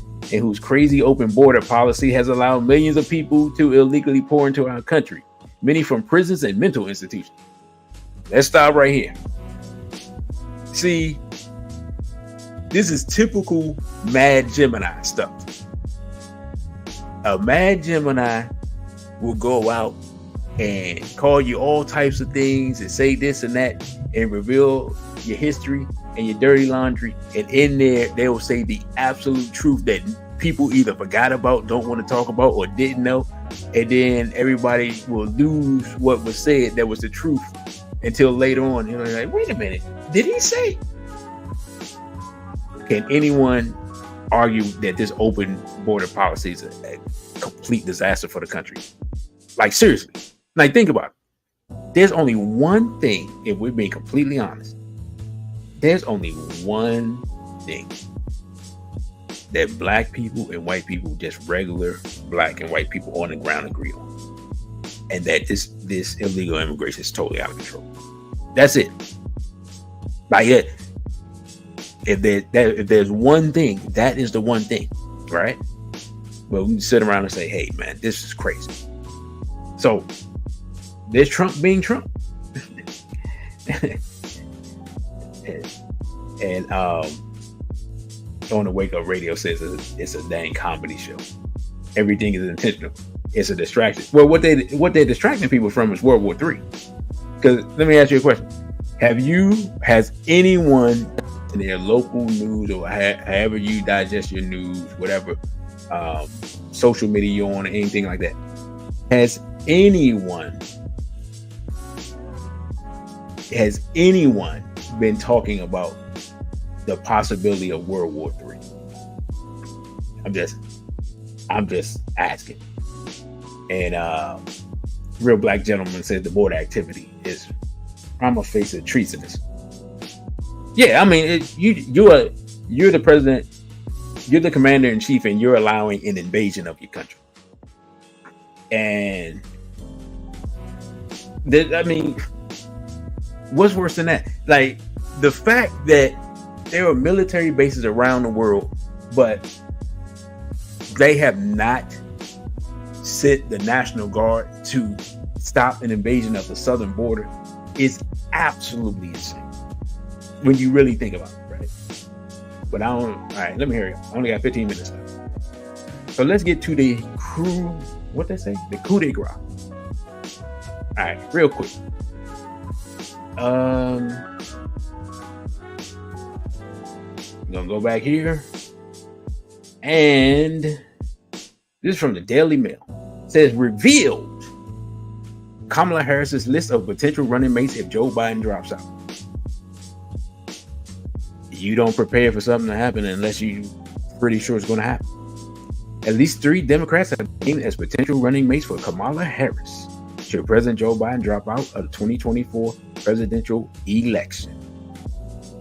The 81-year-old commander-in-chief has insisted he is... Wait a minute, he's already 81? So if he run, he'll be 85?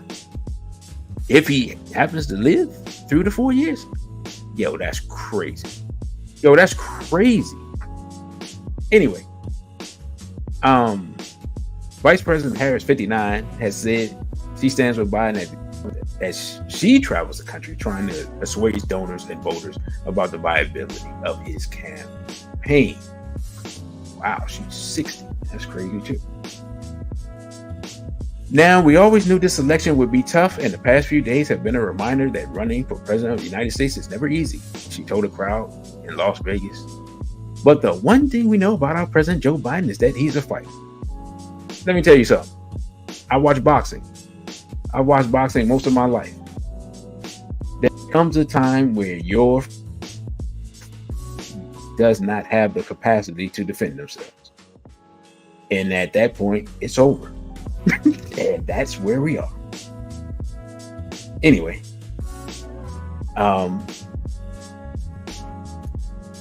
says, let's see. And he is the first to say when you get knocked down, you get back up. Look, that's true. But in boxing, the ref can also wave it off because you don't have the capacity to continue. You know what I'm saying? So, anyway, let's get to the part that's relevant to our discussion. Because we already know that a lot of Democrats are like, hey, bro, this is crazy. Now, as they said, and we know, they got polls all of a sudden out the clear blue sky that says that she can win. Understand why they have polls now. Understand why these polls are up. They're saying that she can win. Because you have to have told the people, though, there was a possibility of this person winning in order to justify this person winning, when in reality, anybody that's paying attention know that there's not very much chance of this person beating Donald Trump if in a fair election. Remember Neil Davis said so you watched the live press conference after the what's name? You say it wasn't a disaster. Man, that's a low bar.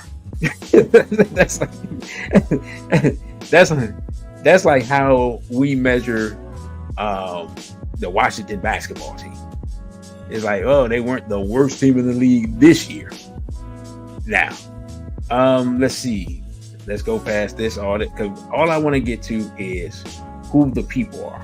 And did I pick? Oh, hold up. I think, did I pass the 3 people that are supposed to be? Let's see. Wait a minute, hold up. All right, let me go back. Oh, my bad. I passed where I'm supposed to be. All right, here are the 3 people, and I want y'all to pay close attention. The advisors have also explained that Harris will be the first Black and Asian American female president nominee of a major party if Biden were to drop out, and she would need a running mate who looks like nearly all the former presidents to temper any shocks to identity politics. Right? Listen to what they said. She would need a running mate who looks, keyword looks like anybody else. Now, among the names being floated are Governors Rory Cooper of North Carolina, Andy Beshear of Kentucky, which I don't know why you would do that, because he's not going to help you at all, and Josh Shapiro of Pennsylvania. Now, y'all let me know of these three people, who do I think? This is Cooper, right? That's Cooper. On the left, we have Bashir, who's 46, and Shapiro, who is, they don't have his age here, but he's the Pennsylvania governor.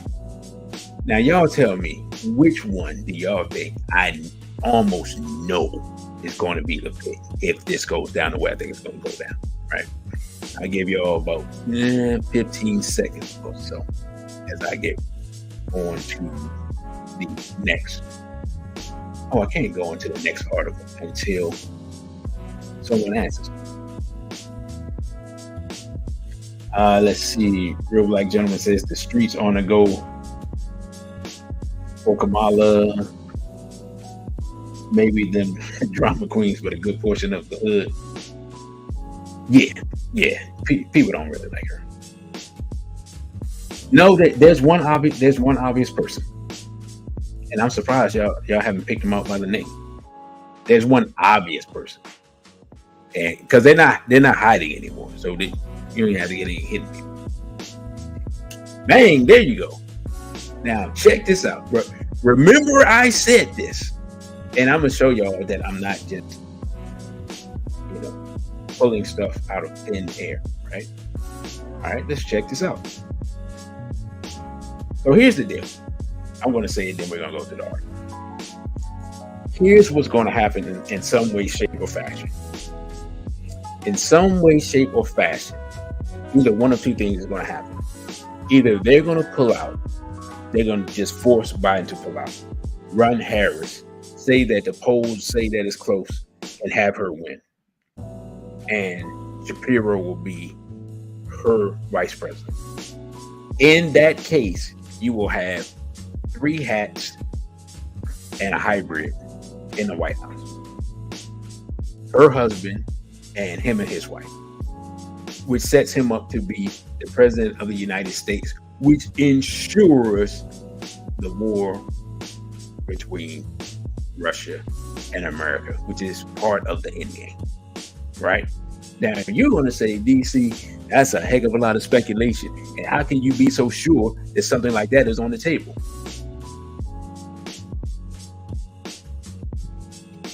He could be our first Jewish president, but first he needs to be the Christian nationalist. Devoutly Jewish Josh Shapiro wants to persuade voters that his opponent's Christian nationalism doesn't represent the values of the state. If you follow me on Instagram, a couple of years ago, I said, because y'all know, I said we're going to see an open war between nationalism and Zionism. Well, they had a political war and nobody even paid attention to it because this is from 2022, right? Let's look at a little bit of the article. Now, hold up. No, let's just look at this. Let's read this again. He could be our first Jewish president. The man hadn't even won the election to become the governor yet. Because again, this is from 2022. See? 9/16/2022. Philadelphia, in one of the poorest neighborhoods and one of the poorest big cities in the country, blocks away from where a woman was gunned down just the day before, Josh Shapiro is singing with a group of black pastors. Stop right there. He's already practicing. He's already practicing to pander to Negroes. Right? Shapiro, a type A attorney general running to be the Democratic governor of Pennsylvania, rocks in his pew. When a reverend asks the church goers to lift up their voices, he looks her in the eye and finishes her sentence pronouncing me. When she croons, what God has for me, it is for me. See, they think he's singing along with them, but he's making a declarative statement, not based on himself as an individual, but his heritage. right? I want you to know that being up here on the pulpit means a lot to me. And it is a place where I feel comfortable. I feel comfortable here because it is a place of spirituality. This is a place of purpose. Now, look, I want y'all to pay attention to this next part. Shapiro, who describes himself as a conservative Jew from the Philadelphia suburbs, talks about being raised to bring faith out in the community and make a difference. He refers to who? Martin Luther King Jr. and Rabbi Abraham Joshua Herschel, the spiritual icons who formed a friendship during the civil rights movement. He quotes from an ancient collection of Jewish teachings that says no one is required to complete the task, but neither are we free to refrain from it. I'm not going to read this whole article, but I definitely want to see it. Now,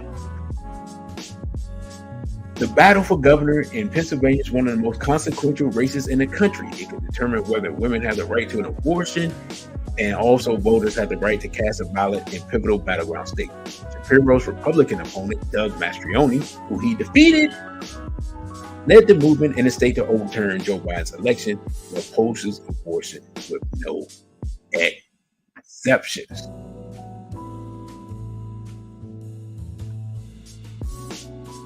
Now, that's Mr. Shapiro.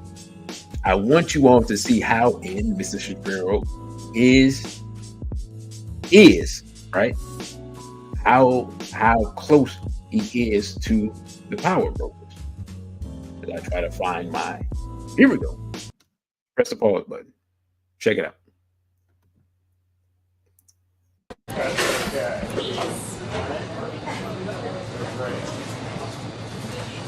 You want to take two? I will take two. Okay. You do.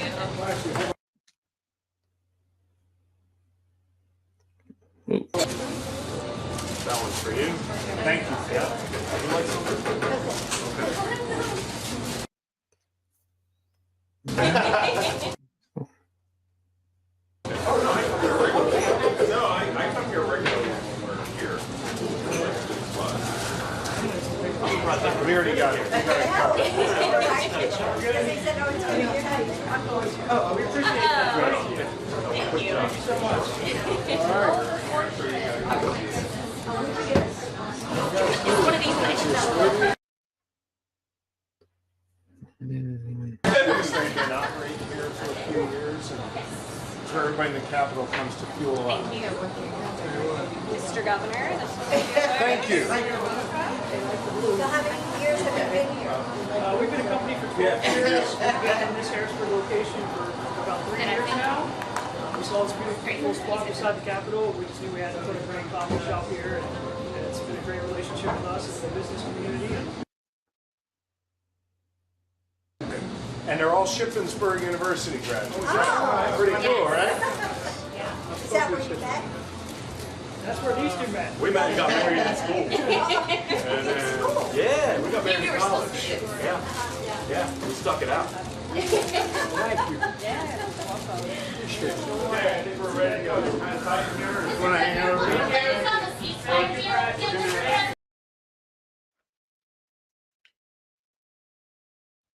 Now,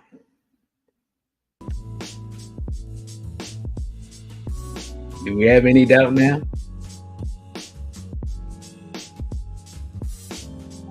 How in he is?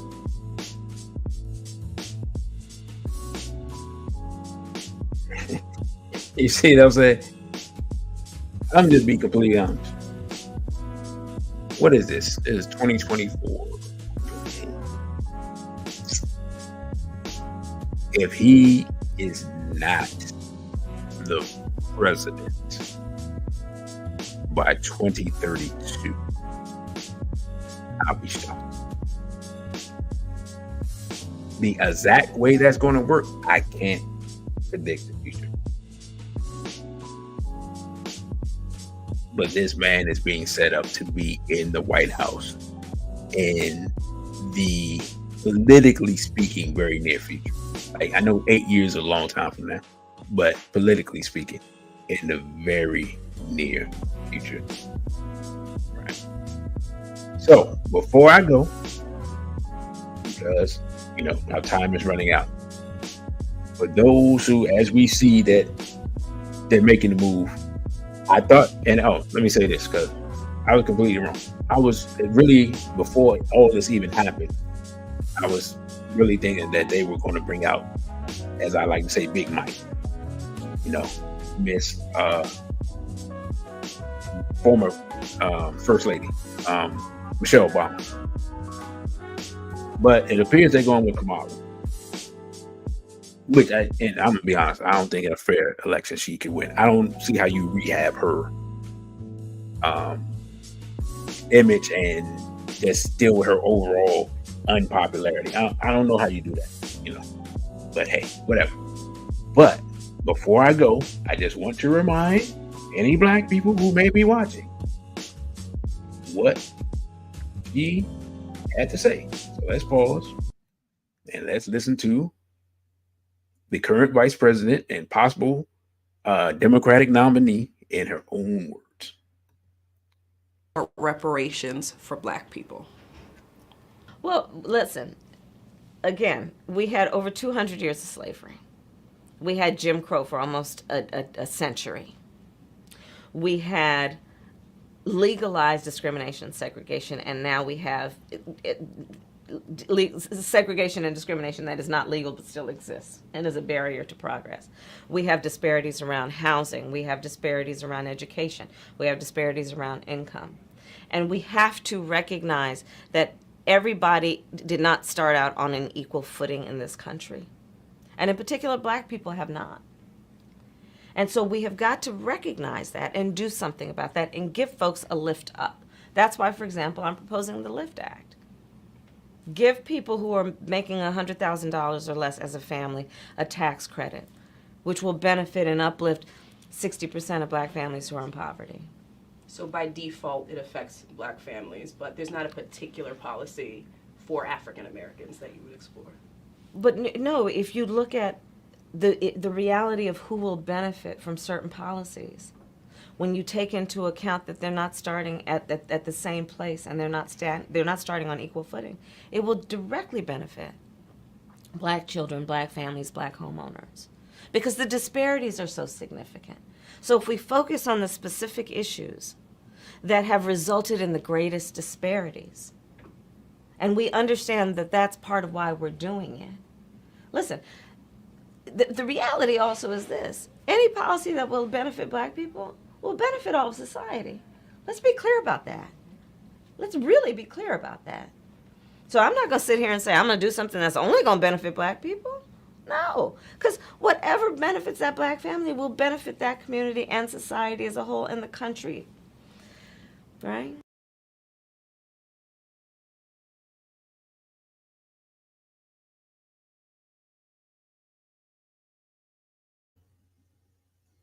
I just wanted to remind everyone. I just wanted to remind everyone what she said. It's plain and simple, right? Like, people saying you got to vote for Democrat no matter what. The person that's probably going to be, is increasingly look like they're going to be the Democratic nominee, has said that they're not going to do anything for black people. The other guy at least said that there are black jobs. So, which one you want? You want the person that tells you obviously ain't gonna do nothing for you, or you want the person that at least like, hey, I'm gonna at least reserve some jobs for black people, even if they're the worst jobs in the country? Not like that. Like, no one frames it like that, do they? Right? I mean, I'll give Trump credit for one thing. He at least says black people. Well, actually, he doesn't say black people. He says the blacks. That's what he says. It's just so it's just so weird. Trump is bad. Anyway, it says, somebody said, why is Kamala coherent again all of a sudden? They took away the flask. that's probably what happened. Let's see. Brother Crow says she's not black. Hey, we've always been saying it. And on the Wake Up Radio says she always sounds drunk. Well, she was coherent that time. And like soon as they asked her about reparations, she got real coherent real quick. She's like, "Oh no, that ain't gonna happen. Get up out of here." You know. So I wanted to do that.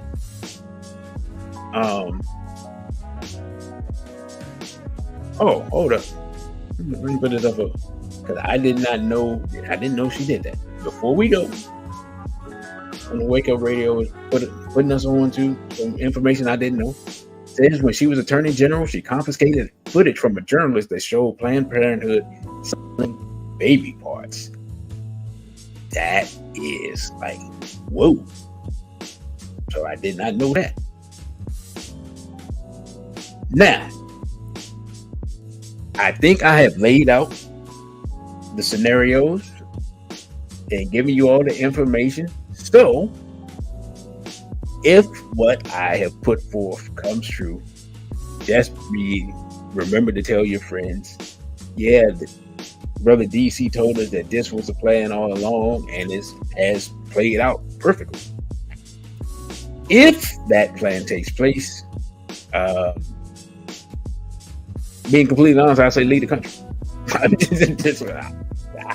I don't know what else to say.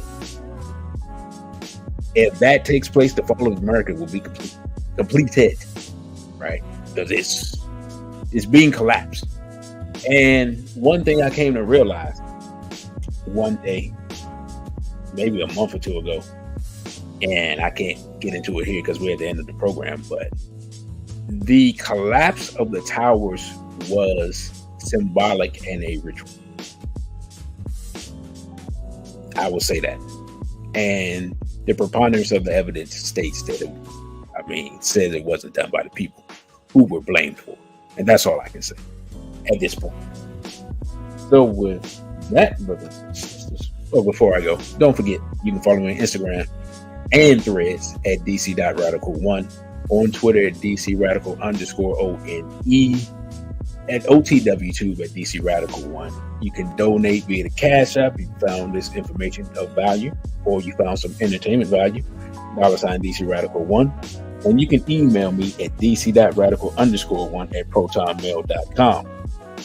And I am going to next week work on editing those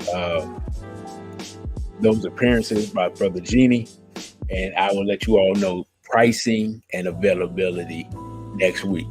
Also, we will be back Sunday. Right now, I think the subject is going to be, we're going to talk about the viability of Black love in 21st century America. So, you want to be here for that. So with that, brothers and sisters, I thank you all for listening. Do not forget to like, share, and subscribe. I am your brother, DC Radical 1. And with that, I say, Abibi Fodie and straight black pride. Thank you for watching this video. Don't forget to like, share, and subscribe. Also follow us on our other social media platforms. On Instagram, we're at dc.radical1. On Twitter, we're at dc_radical_ONE. And the Cash App is $DCRadical1. Again, thank you for subscribing. Abibi Fodie and straight black pride.